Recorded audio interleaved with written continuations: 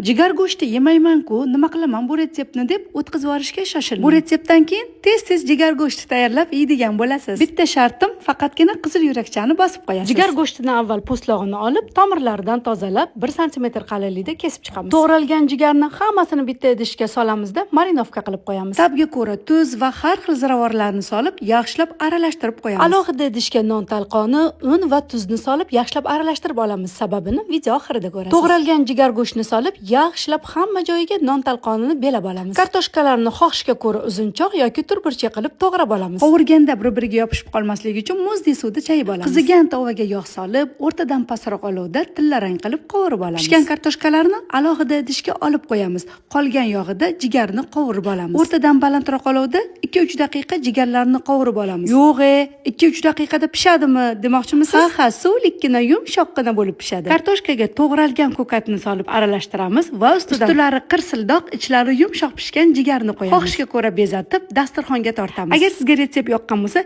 jigar taomni yaxshi ko'radigan yaqinlaringizga yuborib qo'ying. Ha, aytgancha, sahifamga o'tsangiz, juda ham ko'p retseptlarni topasiz. Agar ishtahangiz ochilsa, Robiyangizniki mehmonga kelasiz.